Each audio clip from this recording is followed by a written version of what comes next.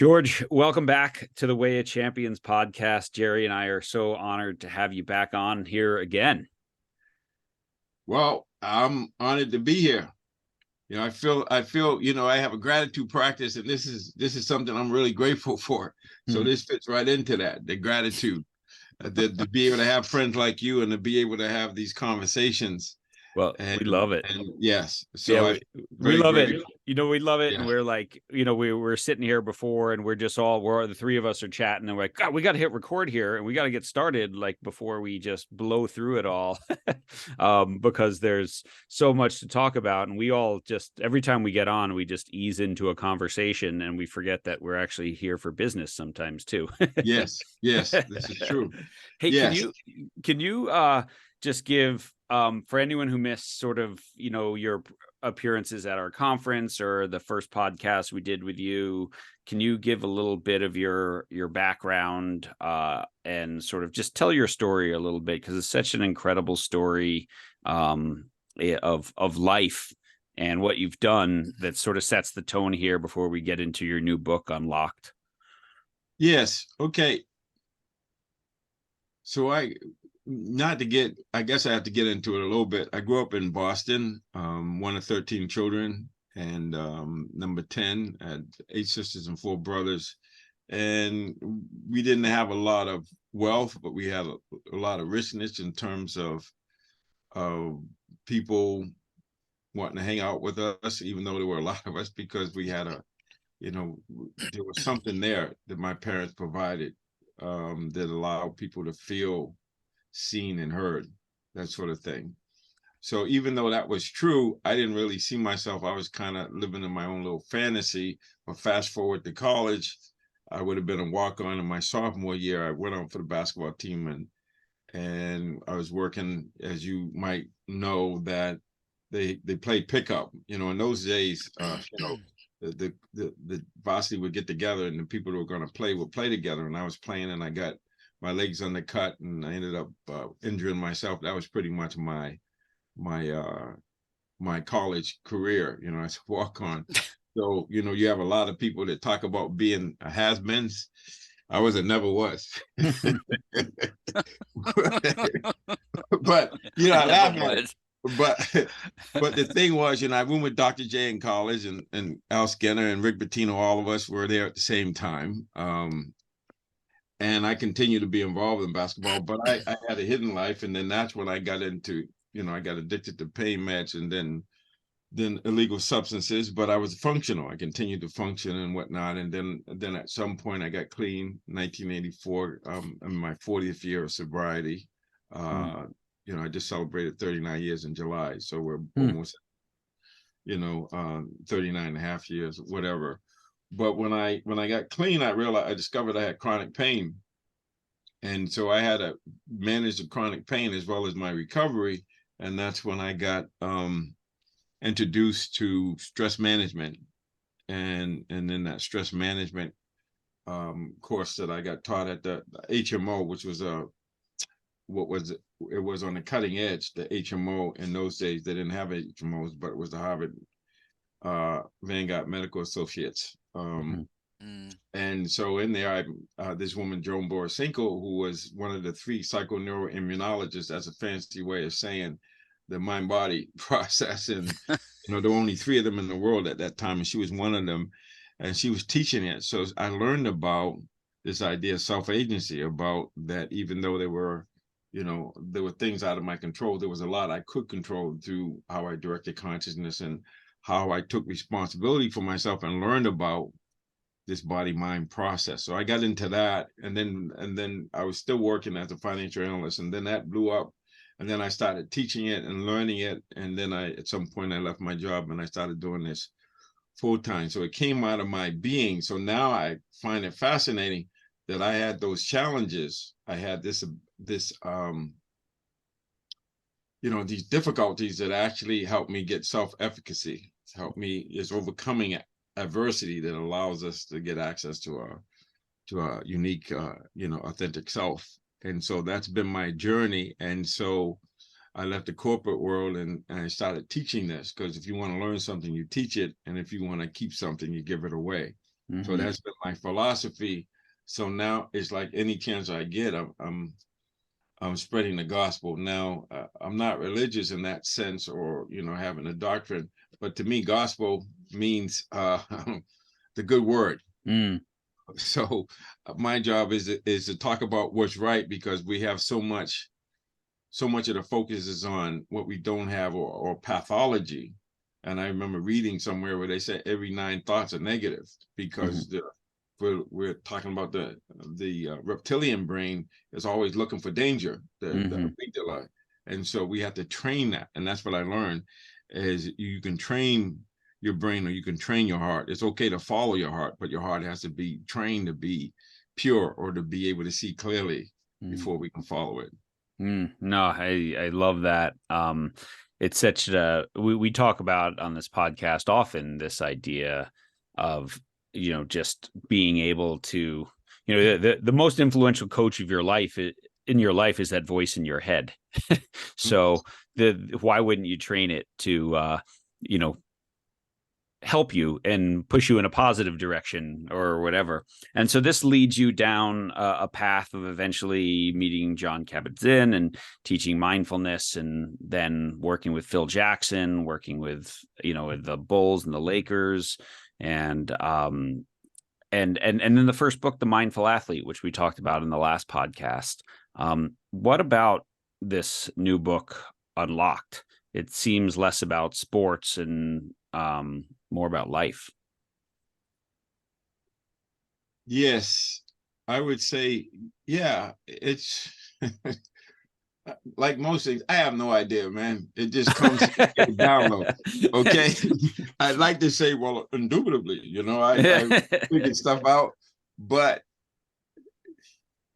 it's like it's just asking, just being, as you guys talk about, servant leader. My job is to serve. How can I serve? And how can I, from a business point of view, how can I add value?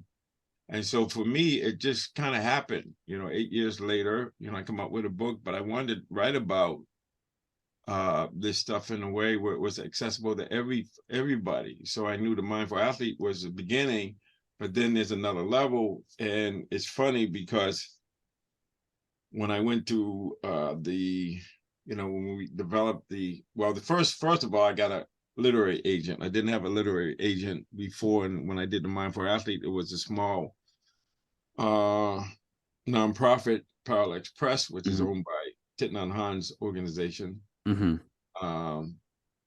And so it was very different in that situation. It was the kind of same thing. I said to myself, I've been trying to write a book for 20 years, then it wrote itself. But when you get clear about things, the universe will collude with you. So I ended up getting a book deal, and then I went with that. So this time I got an agent, and I wanted to write a book about leadership.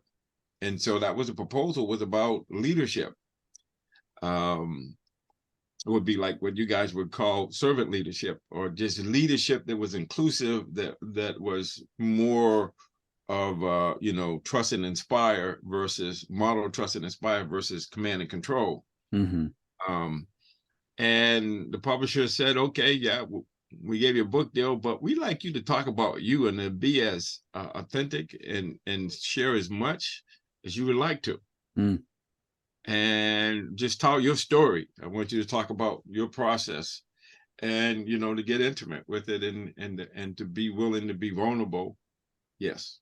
Yeah. And so that's what happened. So it came about that way. And it's interesting because we had I work with collaborative writers. Actually, my agent, he has a organization, and so they help with the book proposal, and they help writers. And so I interview, we would do Zooms, and then I'd get the Zooms transcribed. And now between the Mindful Athlete and now, it's like light years away. Whereas the Mindful Athlete, we had to send the the tapes out, and then we get them back at some point.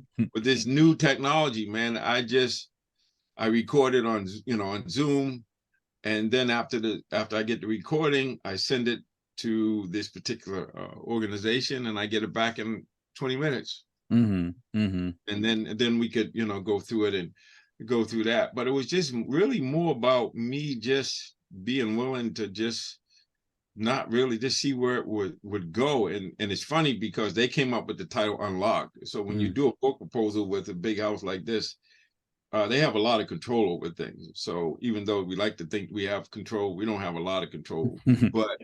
But I got some say in the you know, the title and stuff like that. And actually, but the contents of the book, that was all up to me. Yeah. So yeah, so that's how it came out. It was just kind of, and I work with this writer who's written a lot of books on spirituality. And it was just powerful. It was just a powerful experience. And like I said, I was intentionally not trying to have so many notions and opinions about things, but to just to do what the title said: embrace my greatness, find the flow, and discover success. That was it, to be unlocked. That was it, to be the message. How do you unlock? And sometimes, you know, what they say, nothing feels like success, you know, because you keep trying to replicate it instead of just creating something new, fresh, as it, you know, based on where things are. And so I'm talking about it, but I really don't have the words. Yeah. Honest with you, because it's more non-linear. It's more of a download. It's more what I do know is there's something about when we can be still and know, when we can come out of our potentialities, when we can come from that place of rest that Joseph Campbell talks about in The Power of Myth, that when an athlete is performing at a championship level, he's not compelled by fear, desire. He's, you know, coming, or she's coming from the centeredness, you know, that the still small voice or whatever, but that silence within.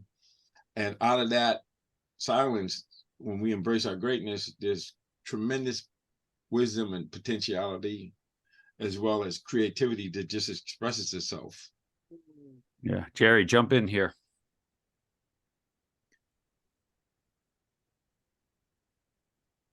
Jerry, I think you're muted somehow.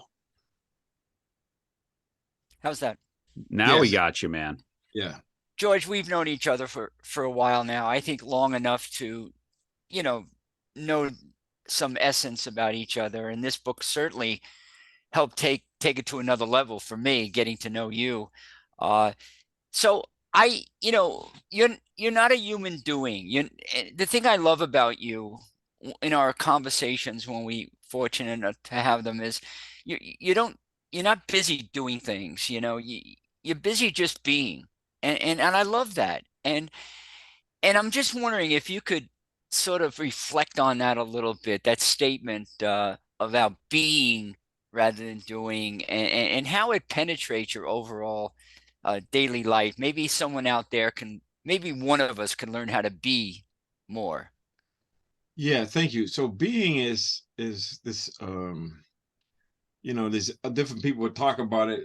Joe Dispenza, or I forget if I'm spelling his name right, but he talks about being, we have a way of looking at things and thinking about things so that it becomes like a default, right? Like your computer set for default or whatever. And the being is just this idea of being in the moment and being yourself, or being spontaneous, I would say.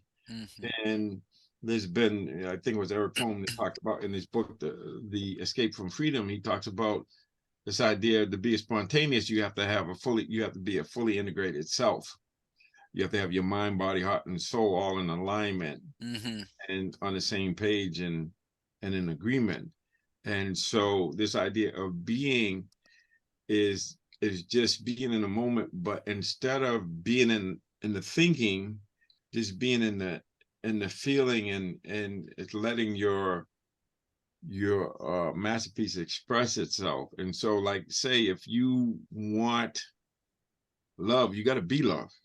If you want peace, you got to be peace. So you have to become, as Gandhi would say, you got to be the message, or that what we are is only what we can see. I think Emerson says something like that. So it's really about being. It's about the being creates the doing. You got to be. This is what Zig Ziglar said years ago. You got to be before you can have, before you can do.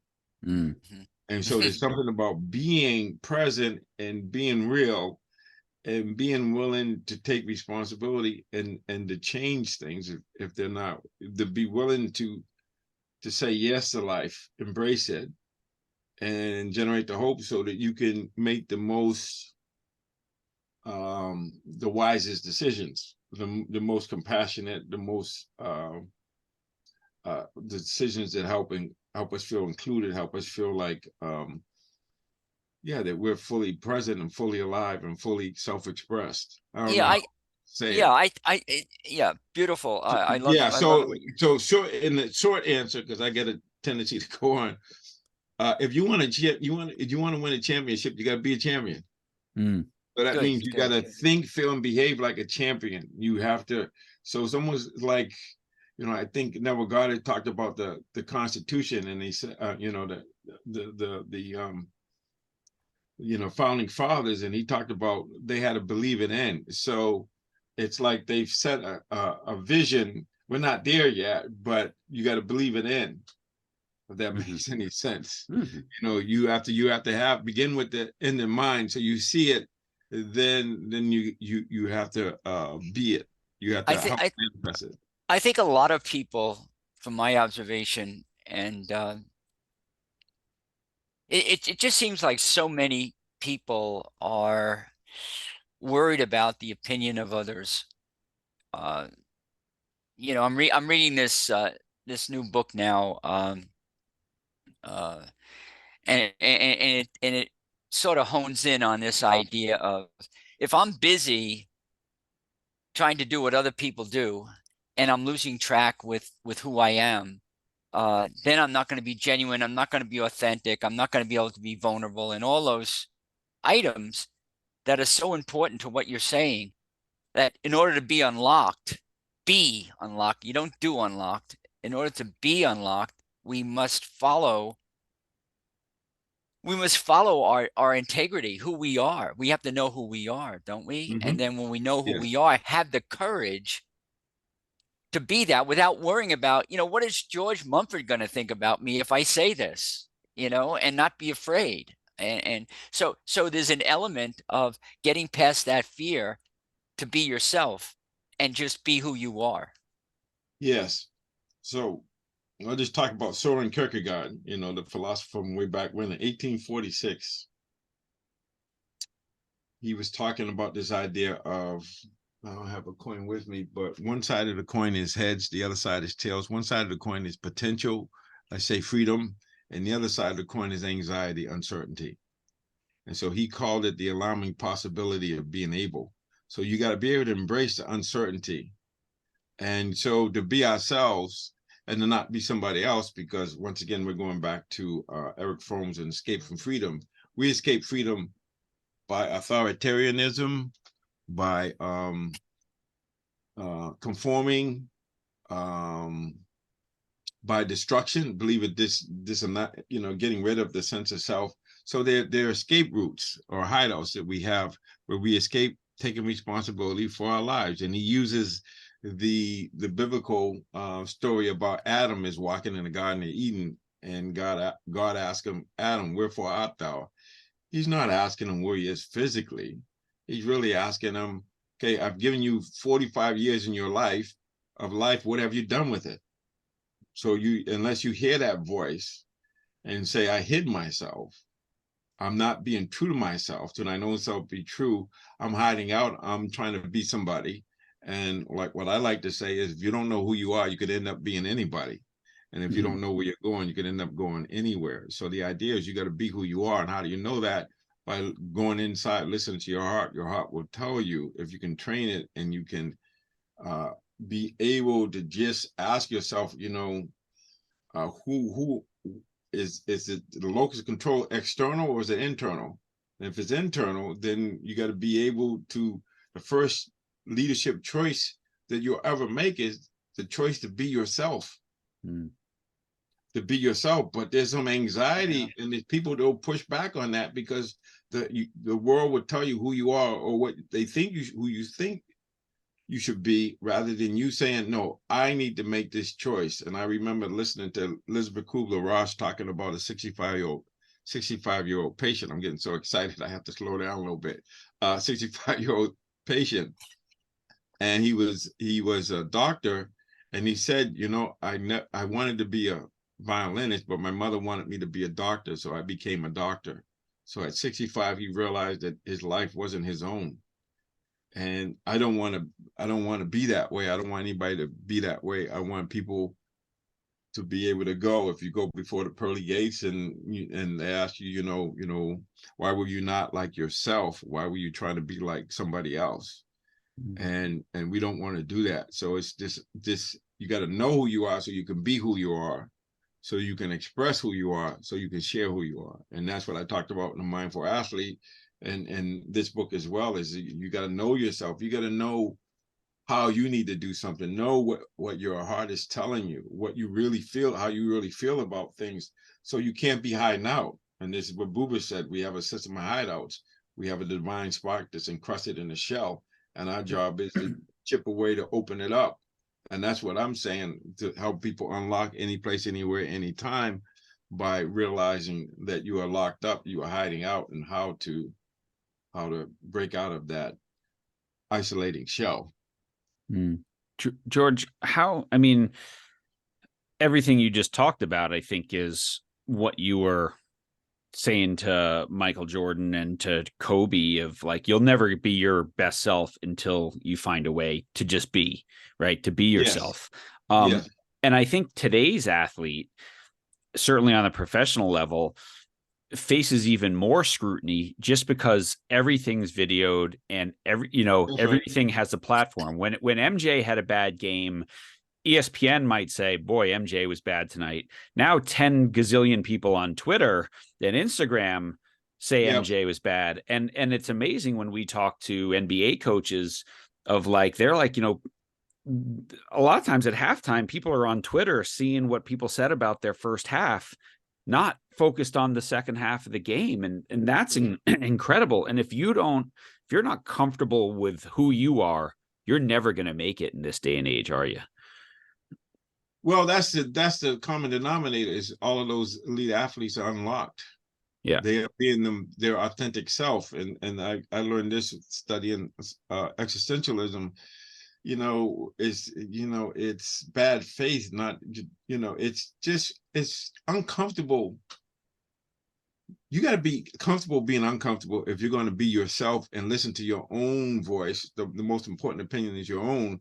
But because, and it could go back to a helicopter or Harrier jet parents or people just telling us what to do. And I can tell you, one of the teams I work with, a college team, the young men were very compliant, but every 5 minutes they were looking over, what do I do now, coach? There was no self-agency. And I remember reading a book, I forget the name of it, but it talked about this young lady. It was Sausalito County. And so she went into therapy and she had on long sleeves, and the therapist asked her to reveal her arms. And in her arms, she had wrote empty. So they had their latest gadgets, BMW car and whatnot, but there was no self-agency. There was no idea that I am responsible and I make choices. And so this is the thing, is when you coddle people and you do things for them, you rob them of the adversity that they need to succeed. It's the difficulty. It's out of the challenge. It's out of the baptism of the fire that we really express ourselves. Hans Selye's talked about this in his book, The Stress of Life. Says our latent abilities express themselves under stress. When we get stressed, then there's an ability for us to rise to the occasion. So you're absolutely right that people don't know that it's an inside job. That the locus of control, Jerry, this as in psychology, the locus of control has to be internal. And you have to realize that you are responsible for your life. So even if things like Viktor Frankl in the Holocaust, he was in a concentration camp, and he talked about having liberty, not having freedom, but liberty. You get to choose how you respond to what happens to you. Even in unavoidable suffering, you get to choose the attitude and the way you want to relate to your experience. That's another way of finding meaning. Is when you find meaning in suffering, it ceases to be suffering. So that's the thing, is we got to embrace it and say, yes, this was happening. You can see over in the country, you see people losing their minds and being consumed by hate, and then displacing it on the wrong people or whatever, or just hating because it's a habit, and it's something that we haven't managed to be able to say, yes, okay, I have this hatred or whatever this feeling is, can I embrace it and work with it and not let it consume me and take over my decisions. And we, and only thing that conquers hate is love. And so how do you love your enemy? But that's what Jesus talked about. He talked about love everything and continual forgiveness. And so but if you don't make peace in yourself, how can you have peace out here? Yeah. And only then, I think, when you have that internal peace, then you can see sport, see any sort of achievement as a series of successes and failures, right? That this is part of it, right? That only struggle and adversity leads to growth, right? You go pick up the 5-pound weight in the weight room, you're not growing, right? But the 55-pound, those last couple, that's when you get strong. Yes, it's just realizing that the process of growing or expanding, it's like if I have this fist closed, when I open it up, it's going to hurt. The opening is, but that's a challenge. You got to get comfortable being uncomfortable, because for me, let me just talk about my experience. I had to expand how I see myself. Okay, so I have this image of, the limbic imprinting of what people told me I wasn't this enough or that enough, or never go to college. I had a second grade teacher tell me I'll never go to college, stuff like that. But what happened when he told me that? I got pissed. And I said, you don't know me that well, and then I don't know if that was his intention or not, but it's just really taking ownership. And maybe because I grew up one of 13, I had this sense of independence that I just wanted to be my own person. I'm not sure, but that's the challenge we have, is we have freedom, but it ain't free. You got to earn it. You got to embrace it, and you got to challenge the difficulty, because if you're not uncomfortable, you're not growing. And so you can get comfortable being uncomfortable. And this ties in, I don't need to say it, but it ties into neuroplasticity. What are the 4 optimum tips? One tip is oxygen. So you got to get your aerobic rate up. But the second thing is, it's got to be done in increments. And the third thing is, it's got to be slightly out of your comfort zone. It's got to be hard to do, but doable. And then the fourth thing is bringing interest into it, so you can stimulate the motivational circuit. So in the process of evolving or evolution, there has to be some discomfort, some uncomfortableness, some unpredictability. And it's interesting, because unpredictability and complexity and newness, those are triggers for flow. There you go. So if you want to live optimally, you got to be on the edge. You got to live in that space between stimulus and, comfort and discomfort. Yeah, if it's too easy, there's never flow, and if it's too hard, there's not flow. It's too much anxiety. Too far. There's too much anxiety. It's that space of right on the edge of your ability, where everything just comes together. And every athlete hopefully has felt those moments, and then we're always fighting to get them back. And that's the thing.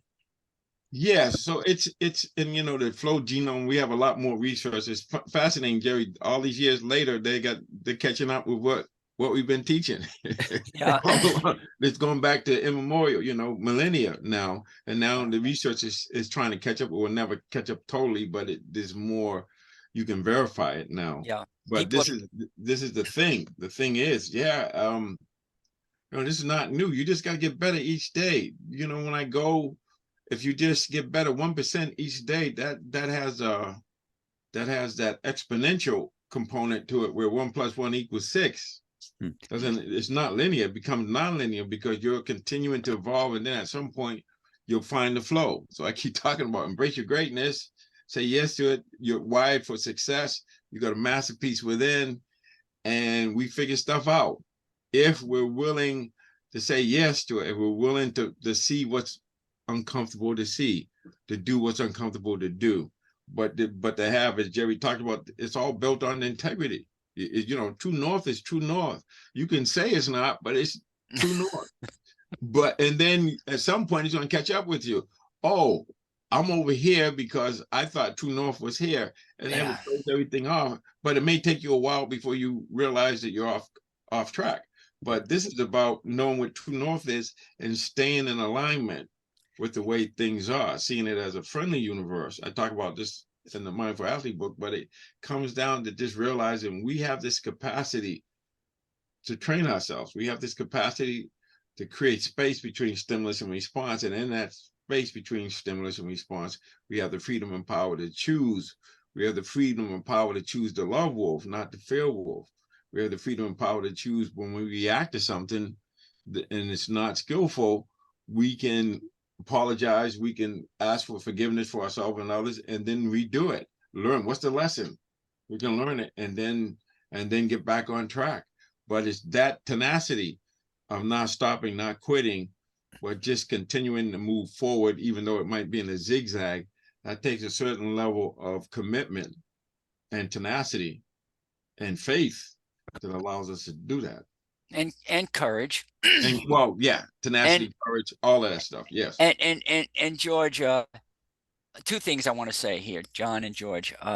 The first thing is that I really run my life based on choices I make, and I'm very mindful of the fact that I do have a say and I do have a choice. I'm just going to point this out. One of the problems with listeners hearing that is if you don't want to take responsibility, you're not going to choose. Because if you make a choice and it doesn't go in the direction you want it to go, boy, you can really get down on yourself. You know what I'm saying? So the idea of choice, you're free to choose. But if I don't want to take responsibility and be accountable for the choices I make, I might not make any choices, and I might just be happy to stay within the box and not get uncomfortable. Because to make a choice immediately, to me, defines a place that I'm going to go that could be very uncomfortable for me by making that choice. Anyway, I just wanted to, Yeah, well, even when you're not making a choice, you're making a choice. Yeah, indecision is a decision, isn't it? Yes, and the thing is like, yeah, and so now we get back to the experiment with the frog in the glass beacon, and you keep the flame low, the frog stays in there and boils, cooks. But if you turn it up high, they jump out. So unless your ass is on fire, you're not going to move unless you have a commitment to a sense of urgency. You're not going to move. You're going to stay status quo, but you don't grow. Mm-hmm.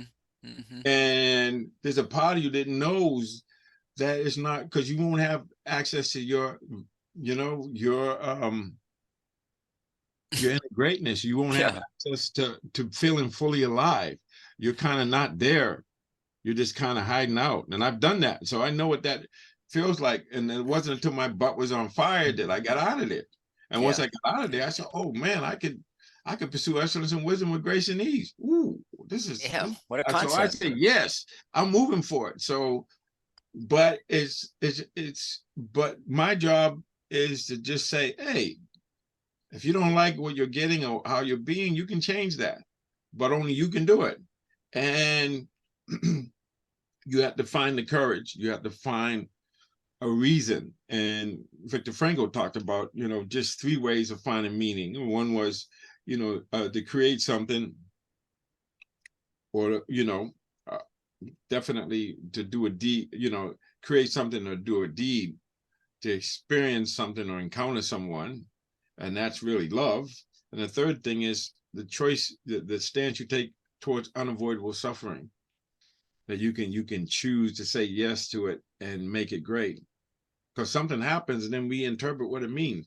So why not interpret it in a way that inspires, motivates, empowers you? Mm-hmm. And so for me, it's like, okay, I got this addiction. and I can succumb to it and end up in jails, institution of death, or I can embrace it and say, this is not a roadblock. This is a stepping stone. Mm-hmm. And this is where I can find myself. This is when I can be my authentic self by saying yes to it. And what's the lesson? The growth mindset. What's the lesson? We're here to learn, and just learn the lesson and keep it moving. So yes, you're going to make mistakes, but you are not your mistakes. You have to understand that mistakes are just feedback, opportunities for growth. So that's a different mindset, but that you have to have that ability to realize that we got all we need to succeed. And if you embrace it, you'll find the flow, you'll find your rhythm, you'll find your pace, because that's the thing. You have to do it at your pace.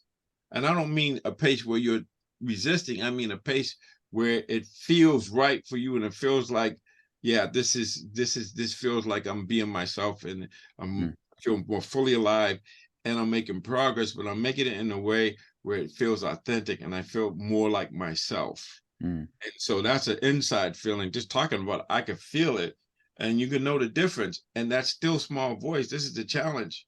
Yeah. George, let me, sorry. Two things. One is a statement, which was, as you were talking before, I was wondering if I could title this podcast, "Unless Your Ass is on Fire, You're Not Going to Move." And I'm not sure I'm going to get away with that. But the other thing is you've used the word greatness a lot here, and it's the part of the subtitle of the book.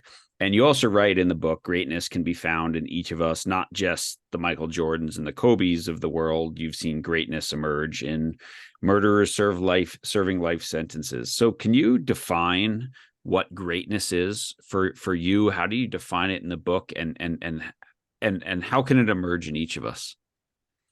Yes, when I see greatness, we're talking about potentiality. There's tremendous potential, unleashed.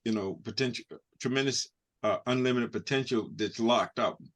It's inside of everyone, everything, every situation, and the idea is to access it, to unlock it. So it's like, let me look at it this way. So I don't know what the proper name is, but you have these light switches, the dimmer switches. Mm-hmm. On the wall, that dimmer switch. Yeah.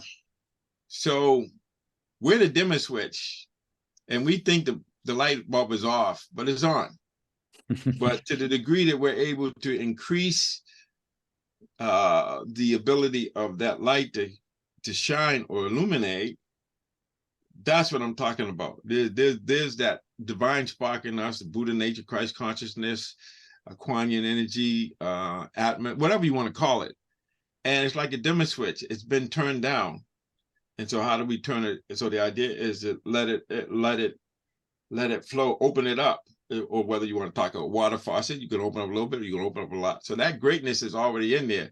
And I can't really define it other than potentiality, or the ability to do, the ability to be, right? It's just an energy. It's a positive energy that can have a profound impact on us and our lives. So if you think about it this way, we all have this unlimited potential, this greatness within.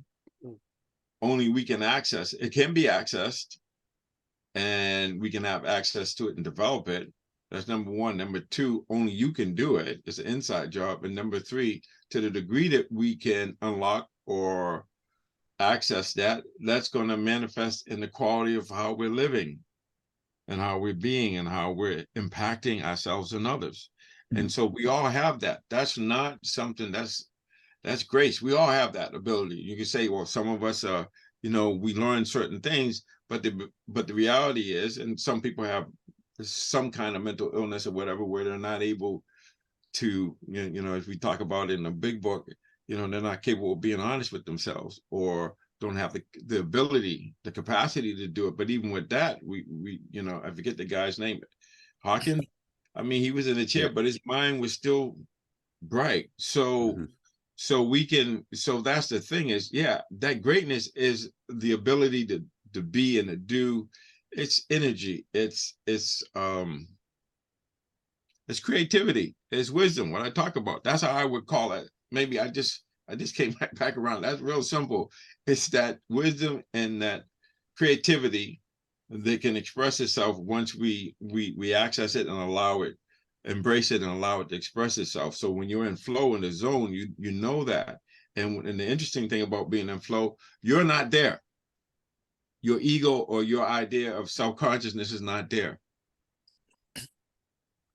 And so that tells me something. That's when you're being yourself. You're just you're being spontaneous. That means to be of one's own will, and you're not trying to do anything for other reason than the activity in and of itself. The present moment and being authentic. That's more important than winning. The authenticity. Yeah, so a lot of people listening, and I know I've talked to a lot of people about this concept of greatness and masterpiece. You love to use that word, which I love. I adore that word. It's not like being great means like you're up here. Being great is how you go through your life. It's the choices that you make. I can be great if I have the courage to make a choice, to make a decision, to go forward and to find what my essence is. It's the courage to get up in the morning and say, I'm going to make today my masterpiece, and this is what I'm going to do, and this is how I'm going to be. So that's defined as greatness. I think a lot of people listening are saying, well, I'm not great yet. Well, that's bullshit. Yeah. The greatness is within. It's just that you're not expressing it. That's a difference. Right. That's See, right. You're not fixed, you're not broke. You can have it. It's a matter of what you're going to do. Are you going to get down, or you're going to, what you going to do? Yeah. Like the song says, do you want to get down? What you want to do? So here's the thing. A simple test of greatness is, have you ever put something away for safekeeping and forgot where you put it? Oh, yeah. And then you keep looking for it, and the more you look for it, the more lost it is. But then when you let go, then you remember. That's unlocked. That's greatness. It's just that you got to get out of the way, because the ego is trying to figure it out instead of being. So that's greatness. Gets in the way. That's getting out of your own way. Yes, or I'd say greatness or is being able to breathe in and out. I mean, if you really think about it, being alive. And you talked about, I was just thinking about this today, so we kind of had some synchronicity here. I know John Wooden, one of his saying was, make today your masterpiece. I would say, be the masterpiece today. Instead of make today a masterpiece, you be the masterpiece. Just like you would say, the path of mastery is not, it's the, it's like, it's the same kind of thing. You talk about mastery. Yes. By the risks you're willing to take, by the decisions that you make, by all of the wonderful items that we have control over. John, I'd like to shift a little bit, if that's okay. Sort of go more toward the unlocked concept right here. Yeah. One of the hottest topics today in any aspect of life, and sports in particular, because sports is a microcosmic classroom for life, as we all know, is the element of mental health and wellness. And in Unlocked, George, you talk really well and clearly about the spiritual warrior.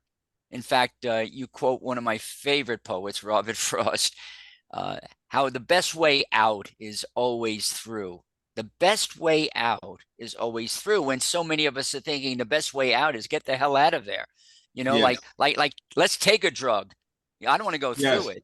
I'm going to do the spiritual bypass. I'm going to take this alcohol and it's going to move me through it. So talk a little bit about that in terms of today's hot issue all over the world, which is mental health and mental wellness, and how important that is. Yeah. So I don't know. I think it might have been Eric Fromm. He says, we are healthy. We are as healthy as we are active. And so when we talk about the mental health, to me, is being able to see things clearly, being able to how do I want to say this? So open ourselves up so we're not restricting or constricting what we can do. So do me a favor, repeat the question again. Yeah, well, I'll tell you, let's simplify this. Let's just talk about what Frost said. The best way out is always through. Yeah, yes. Okay, thank you. Now I remember. I think that really sums up. Yeah, that's exactly right. So let's just talk about how our nervous system works. We have this sympathetic and parasympathetic. I'm right-handed, so my left brain and my right brain. And even though I'm just talking about it as a model, not necessarily the whole truth, right? But so my nervous system is programmed. When something is pleasant, I move towards it. When something is unpleasant, I move away from it. And if something is uninteresting is not pleasant nor unpleasant, I space out. So we live in extremes. So the normal stuff, that neutral stuff, we just don't do anything. So we have to train ourselves to say yes to the pleasant, the unpleasant, and the neutral. We got to train ourselves so that we're able to do what we need to do, no matter how we feel about it. And what happens, and this is what Eric Fromm talked about. He said that if any time we change a behavior, like even when we brush our teeth, we mobilize anxieties. And so that's why people don't like to change. They want impermanence, but everything's impermanent. They want security. It's no such thing as security. It's insecurity. But embracing it by saying yes to it is like exposure therapy. You do it, and you get through it, and then you get stronger. So the only way out is always through. So embrace, say yes to whatever's in front of you, good, bad, ugly. I talk about this every week on my At Home with George. Embrace it, generate the hope by embracing it, saying yes to it. Now we get back to my 4 A's of awareness. This is a certain kind of mirror mind, but it's inclusive. It includes everything. And then the second A is the acceptance, which is really hard, challenging, because you got to accept it, and it's unpleasant. That's the main thing. And you might even go through the stages of grief. You might be going through bargaining, denial, anger, depression, and acceptance. But once you say yes to it, then you can do the compassionate action. And then after the compassionate action, the fourth A is assessment. What worked, what didn't work, how do you get what didn't work to work? So let's take my substance abuse or my chronic pain. It's by saying yes, maybe people can more identify with my chronic pain. It took me to say yes because I had this idea that I was in pain all day yesterday because I'm focused on what's wrong instead of realizing there's moments where there's no pain.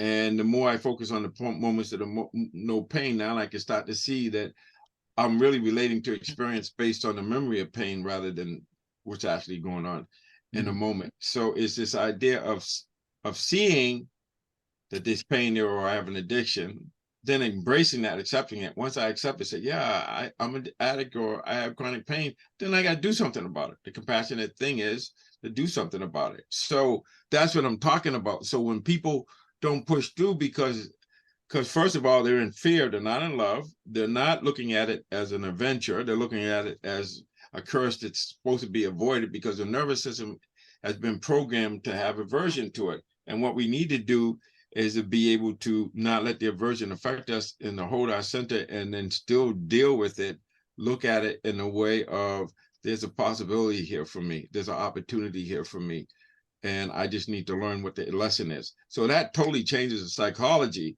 So the only way out is always through, so you embrace it. And I go through this every day with, I was giving a talk at this university and I was selling books, and these kids, these youth, credit cards, checks, no, they want Venmo. So I got a couple of cash deals, but most of it was Venmo. And I said, well, I don't even know if I have Venmo on my phone. So I opened up my phone, found Venmo, and the young people would show me, oh, this is how you do it. So awareness, acceptance, I don't know, compassionate action. Hey, help me out here. Being open-minded. And then I learned something. And that happens every day. Every time I go to this, now they got the thing you scan your hand and it will take your credit card. This stuff is changing, and we have to be able to say yes to it, accept it, and say, okay, so how do I do this, and how do I get through it? By the more I say I work through things the only way out is always through. And once I accept that and realize when I mobilize anxieties, that it's just telling me that I'm out of my comfort zone. It's not who I am, and it doesn't have to be pathological or neurotic. It's just a matter of, okay, this is what it is. This one side of the coin is uncertainty, anxiety. If I embrace it and relate to it in a way where it's happening because it's supposed to be happening, its conditions are right, then I'm not avoiding it or having aversion to it, which is causing the suffering and causing the feelings of helplessness and hopelessness. 99% of the people in this country will take an antidepressant to get past the depression because it's so horrible, rather than saying, guess what? Depression is nature's way of saying something's not right. That's and right. Let me lean into what's not right. Right. And let's find out what that is. And then I don't have to worry about depression, and I don't have to worry about getting addicted to opiates for the antidepressants. Does that sound good? Yes. The only thing to fear is fear of self. And fear is false evidence appearing real. That's an acronym. So you don't know about it. And it's good to have fear, because you're walking across the street, a car comes, you might get hit. You got to have enough fear. You got to have your reptilian brain and get your butt out of the way without contemplating, well, should I move or not? So it's how to use this, how to be open and just notice things. And I talk about notice, relax, let go. And that's what it comes down to. So you can get through it. But if you do the little things, and this was my training early on, I would go home a different way. I kept changing my routine. I kept getting out of the habits and creating new habits, because once again, that novelty gives us access to flow, right? The complexity, being able to, okay, I can dribble and go right, but then I learn how to go left. And then that adds, and then that learning stimulates enthusiasm, because I'm learning and achieving. And so once you get into the joy of discovery, you get into the path that this is an adventure, and the greatest adventure we have is the adventure of getting to know ourselves better, and really feeling whatever's there vividly, compassionately. It creates a different way of being, a different life, because we said yes to it, and we embrace our greatness, and we find the flow, we find the rhythm, and then we discover success. It's not like we get success. No, it's already inside of us. That greatness is there, but to discover it means to open to it and to accept it. Yeah. George, we want to be mindful of your time here, because we know you have a hard stop. So can you tell people first, how they can find your book, and also just connect with your work in general, website and stuff? And then number two, if you have any parting thoughts for us, because we just scratched the surface of the book here. Yes. So I would say, obviously, go to my website, georgemumford.com. But the book is sold in, like you can go to Amazon, you can go to HarperCollins, you can go to all of those places. It's sold by HarperCollins. And yeah, so you can go to the website and you can get access to a lot of different things. And the parting thought is really the title of the book. Unlocking isn't a permanent thing. It's a moment-to-moment thing, and you can unlock a little bit or a lot. But the thing that is really helpful is to embrace our greatness, find the flow, and discover success. Amen to that. Thank you so much for being on The Way of Champions again, for talking about your story and talking about some of the concepts in this book for sure. We always enjoy our time with you. It's always so enlightening. So we truly appreciate you carving out a little time for us today. Well, thank you. It's been great to be here with you folks and to be able to have you talk about the way of champions. This is the championship conversation right here. Amen to that. Thank you, George. Thank you so much. Yeah.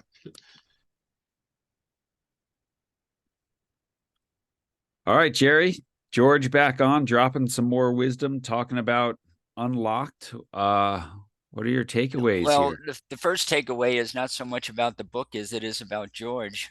Every time I talk with the guy, I get a clearer insight into him. And I think it's important, because who he is what he's writing. He's being what he's writing about. And talk about genuine, authentic, being oneself.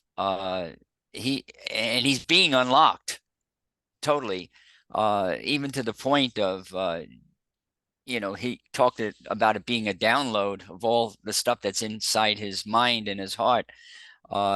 If any of us out there want to learn something, it's, when you get in a position and people are asking you questions or you're coaching or you're in a position of leadership, which he is, to be yourself, regardless, is really powerful. And you could feel his influence real clearly, and his passion and his excitement for what he's doing. He's just being himself, really. I think about, number one, I obviously liked when he said, unless your ass is on fire, you're not going to move. Yeah.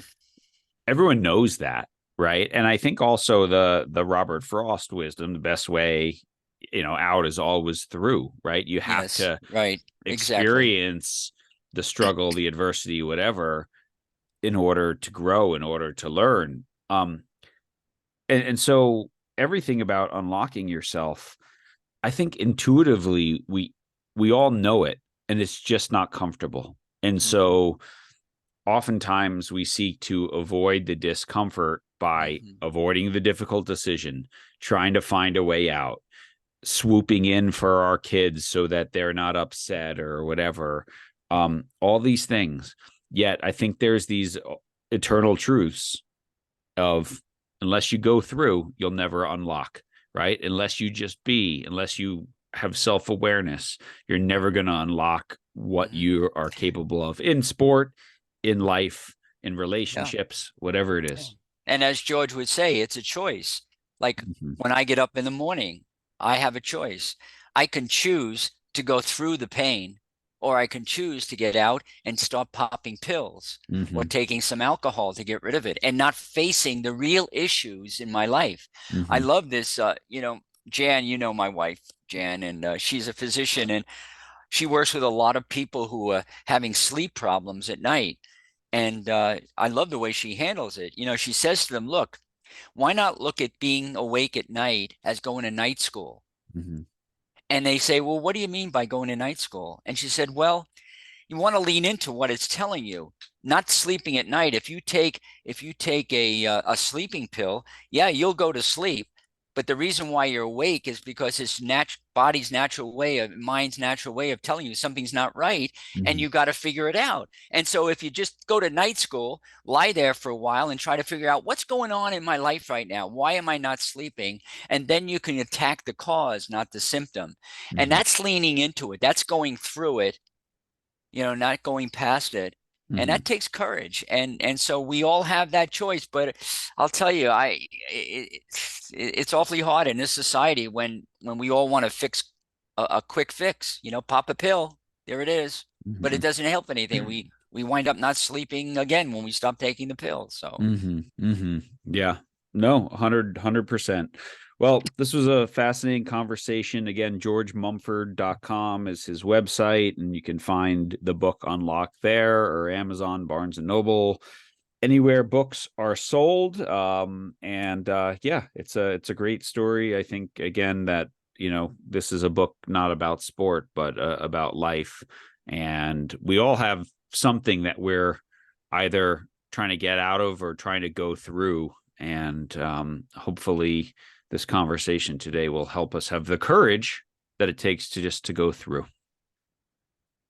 Awesome. Thanks everyone for listening. Influence. And your famous line. Influence is never neutral. So go out there, go through it this week. Help your athletes go through and not get out. And we'll see you again next week.